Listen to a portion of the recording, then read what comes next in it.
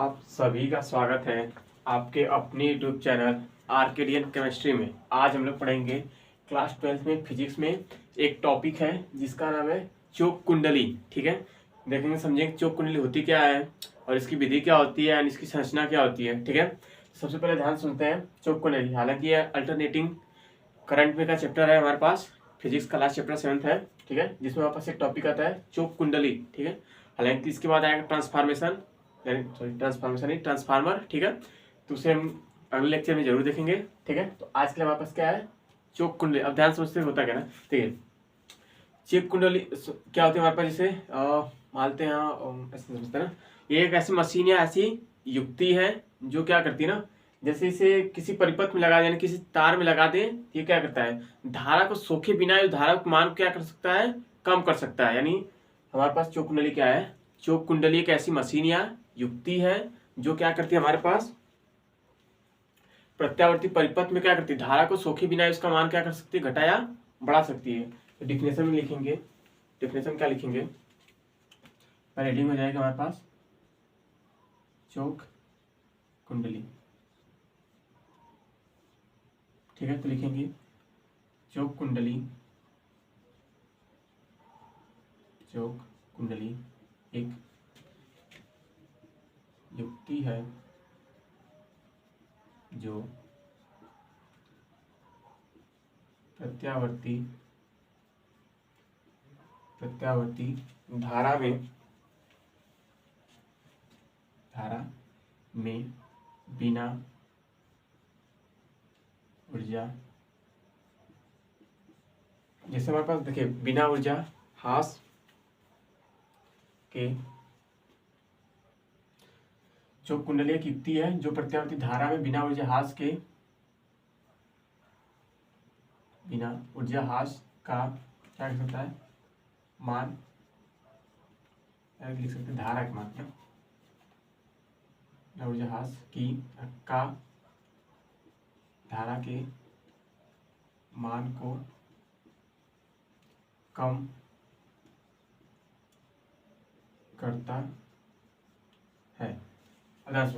देखिए चोक कुंडली भी एक तरह का ट्रांसफार्मर ही होता है ना, ट्रांसफार्मर की तरह ही होता है। ट्रांसफार्मर क्या करता है, वो धारा को क्या कर सकता है, या तो बढ़ा सकता है या तो घटा सकता है। ठीक है, ऐसे वहां पर चोक कुंडली भी होती है ना, ये भी क्या करती है, ये क्या करती है ना, जैसे हालांकि अब के डेट में देखा जाए कोई भी है कार्य करेगा यानी उसकी एनर्जी चाहिए, लेकिन चोक कुंडली क्या है, एक ऐसी मशीन है जो क्या करती है उसको धारा नहीं सोखेगा ना, यानी वो खुद के लिए धारा नहीं लेगा, लेकिन धारा के मान को क्या कर सकता है घटा देता है। तो वही लिखा गया चोक कुंडली एक युक्ति है जो प्रत्यावर्ती धारा में बिना ऊर्जा ह्रास का ही धारा के मान क्या करती है कम करती है, उसी क्या कहते हैं चोक कुंडली के कहते हैं। ठीक है, तो अगले हेडिंग लिखेंगे हमारे पास संरचना।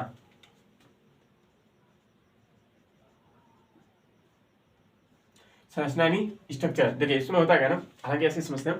देखिए जैसे ये हमारे पास प्रचलित लोहे की क्रोड है जिसपे हम क्या करते हैं तांबे का तार लपेटा होता है। ठीक है, ये हमारे पास कोई ऐसे भी ऐसे जैसे पंखा है, पंखा का हालांकि खुला हुआ पार्ट देखे होंगे तो क्या होता है ना ऊपर से तांबे का तार लपेटा होता है किसी भी चीज में, हालांकि मोटर देखेंगे तो उसमें भी होता है ना। तो इसमें भी क्या होता है एक लोहे की रोड होती है, नरम लोहे की, जिस पर क्या करता है तांबे का मोटा तार लपेटा जाता है। हालांकि मोटा लपेटने का रीजन है, हालांकि उसको भी देखेंगे। तो पहले फिगर पे देखेंगे। देखिए फिगर बनाएंगे हमारे पास,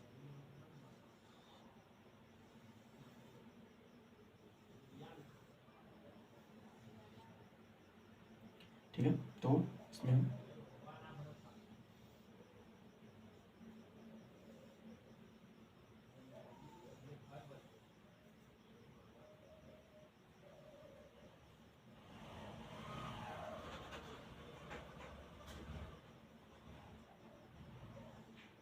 चलिए ठीक है, तो इसमें क्या होता है तांबे का तार लपेटा जाता है।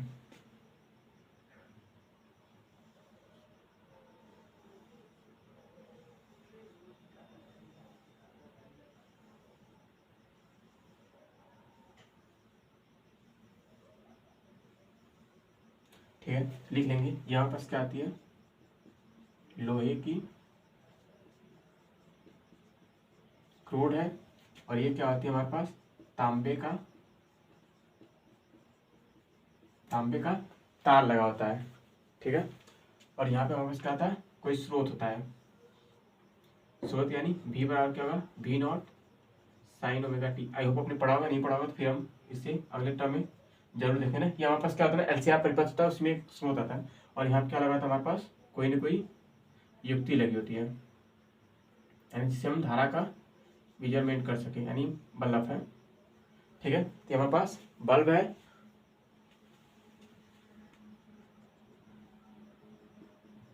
चलिए हो गया। अब ध्यान समझते हैं। देखिए चौक कुंडली हमारे पास यही फिगर है।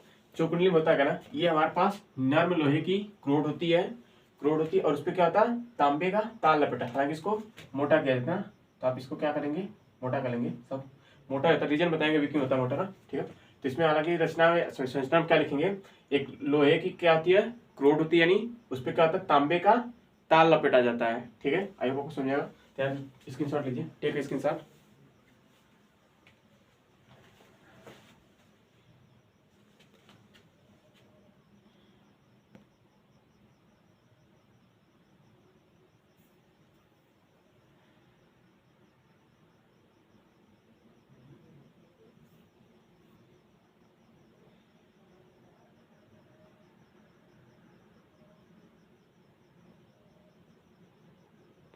चलिए आई होप अब दिख रहा होगा अच्छा सा। चलिए अब टेक स्क्रीनशॉट। चलिए आई होप आपने नोट कर लिया होगा। ऊपर मिटा देते, नीचे का फिगर रहने देते हैं। फिगर से हम क्या लिखेंगे, उसकी रचना लिखेंगे। ठीक है, तो हमारे पास हेडिंग क्या आ जाएगी, रचना। रचना में क्या लिखेंगे, देखिए इसमें हमारे पास क्या है, एक लोहे की क्रोड होती है, तो हमारे पास क्या आ जाएगा, लिखेंगे इसमें लोहे की पटलित क्रोड होती है। क्रोड होती है, उस पर क्या किया गया, तांबे का ताला लपेटा गया, तो इसमें क्या होती है, लोहे की पटलित क्रोड होती है, जिस पर तांबे के मोटे तार लपेटे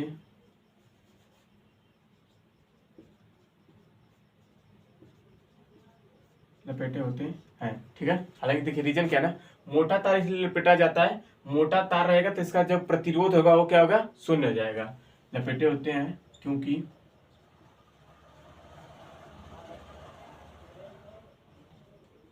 मोटे तार से परिपथ का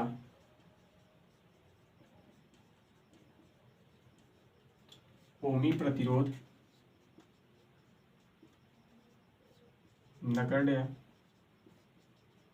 हो जाता है। ठीक है, इससे क्या हो जाता है, ओमी परिपथ क्या हो जाता है, 0, यानी नगण्य। क्या लिखेंगे, अतः जब 0 हो गया तो हमारे पास क्या आ जाएगा, अतः कुंडली का केवल प्रेरकत्व, कुंडली का केवल प्रेरकत्व ही प्रभावी हो। चलिए अब ध्यान समझते हैं। देखिए पहले हमारे पास क्या था, चोक कुंडली। चोक कुंडली एक मशीन यानी युक्ति है जो क्या करती है, धारा बिना सोखे इसको धारा को कम या ज्यादा कर सकती है। ठीक है, उसका संरचना हमारे पास यही है। संरचना हालांकि हमने देख लिया फिगर में, तो उससे इसमें रचना तो आराम से देख सकते हैं। ये क्या हमारे पास लोहे की क्रोड होती है, जिसपे तांबे क्या होता है, मोटा तार लपेटा। मोटा तार लपेटने का, हालांकि जैसे वाइवा में पूछा जाता है मोटा तार ही क्यों लपेटा जाता है, तो मोटा तार इसलिए लपेटा जाता है क्योंकि उससे क्या हो जाएगा, उसका ओमी प्रतिरोध 0 हो जाए। अब देखिए हालांकि तो आपको पता होगा क्लास 12 में है, हालांकि 12 का टॉपिक है तो इतना पता नहीं ओमी किसे कहते हैं, यानी ओम किसे कहते हैं, यानी प्रतिरोध किसे कहते हैं। ठीक है, तो प्रतिरोध उसी कहते हैं जो धारा के मान क्या करता है, रोकने का प्रयत्न करता है। ठीक है, तो मोटा तार होगा तो क्या होगी, धारा आसानी से ली जाएगी, इसलिए होता है ना कि इसको मोटा किया जाता है। उससे क्या आ जाएगा, प्रतिरोध क्या आ जाएगा, नगण्य हो जाएगा। और हमारे पास प्रेरकत्व पर ही देखिए आर और एल ही होना है, तो आर का मान क्या होगा, 0 हो गया, तो सारा प्रेशर किस पे जाएगा, प्रेरकत्व पे। तो इसलिए किया जाता है ताकि कुंडली का केवल क्या आ जाएगा, प्रेरकत्व पर ही प्रभावित हो। ठीक है, तो क्या लिखा है इसमें, इसमें लोहे की पटलित क्रोड होती है। ठीक है, जिस पर क्या होता है, तांबे का मोटे में तार लपेटा होता है। मोटा क्यों लपेटा जाता है, मोटा इसलिए लपेटा जाता है क्योंकि उससे क्या आ जाए, उसका प्रतिरोध क्या आ जाए, नगण्य। प्रतिरोध अगर 0 हो गया तो हमारे पास बचा क्या, यल, तो यानी यल क्या है, प्रेरकत्व। प्रेरकत्व भी सारा भार उसी पे जाएगा। चलिए तो यहाँ पे स्क्रीन दीजिए, टेक स्क्रीनशॉट। चलिए आई होप आपने ले लिया होगा। तब नीचे से लिखेंगे, हालांकि हम इसको मिटा देते ऊपर रहने देते हैं, तो इसमें आगे से लिखेंगे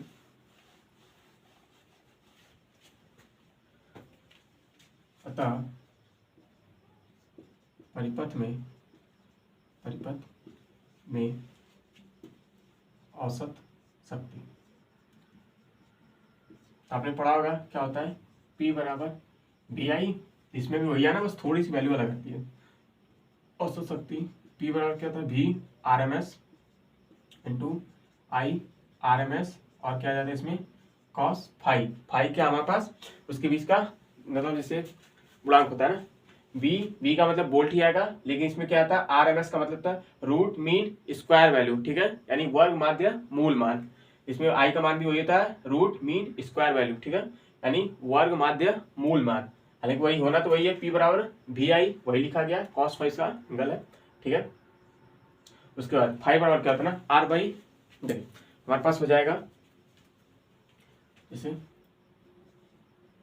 cos फाई लिखिए या फाई लिखिए, तो इसमें बराबर क्या हो जाएगा R बाई जेड। जेड हमारे पास क्या है, प्रतिबाधा यानी इम्पिडेंस, और R हमारे पास क्या है, प्रतिरोध है, ठीक। तो जेड हमारे पास क्या है, प्रतिबाधा, और जेड बराबर भी होता है हमारे पास, जेड इक्वल टू होता है हमारे पास R का स्क्वायर प्लस एक्सएल का स्क्वायर, ठीक है। तो हम इसकी जगह पे जेड की जगह पे हालांकि लिख सकते हैं, हालांकि हमें जरूरत है नहीं, हमें मेन फार्मूले का मतलब हमारे पास इतने तक ही है, ठीक है। तो ध्यान समझते हैं क्या आता है, इसमें लोहे की पटलित रॉड होती है जिस पर तांबे के मोटे तार लपेटे जाते हैं, क्योंकि मोटे तार से क्या होगा, परिपथ का जो ओमी परिपथ प्रतिरोध होता है वो क्या होता है, शून्य हो जाएगा, जिससे सारा प्रेशर किस पे जाएगा, नहीं प्रभाव किस पे पड़ेगा, केवल प्रेरकत्व पे। तो लिखेंगे अतः परिपथ में औसत शक्ति क्या आती है, पावर, यानी P बराबर क्या था, VI, लेकिन यहाँ पे हालांकि होना तो वही V और I ही, लेकिन यहाँ पे क्या जाती है रूट मीन स्क्वायर वैल्यू, यानी वर्ग माध्य मूल मान, cos फाई बराबर क्या था R बाई जेड। R हमारे पास क्या है, प्रतिरोध, जेड क्या है, प्रतिबाधा यानी इम्पिडेंस, और जेड बराबर भी क्या होता है R स्क्वायर प्लस एक्सएल का स्क्वायर, ठीक है। जेड कहाँ से आया, हालांकि ये हमारे पास जब पढ़ेंगे ये 7 प्रकार के परिपथ होते हैं, ठीक है, जैसे LCR होता है, R होता है, C होता है, L होता है, ठीक है।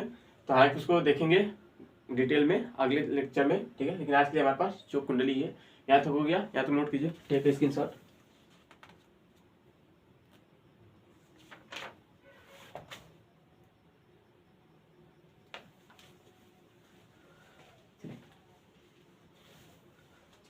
हो गया, तो ध्यान देंगे, नोट पॉइंट लिखेंगे।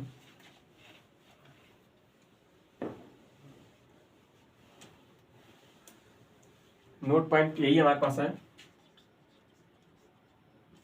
कि क्या करता है ना, यह केवल किसमें आता है हमारे पास,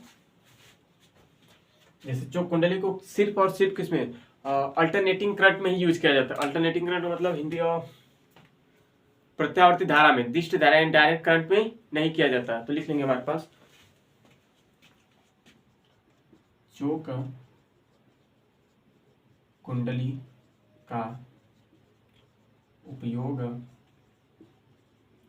केवल प्रत्यावर्ती धारा के लिए ही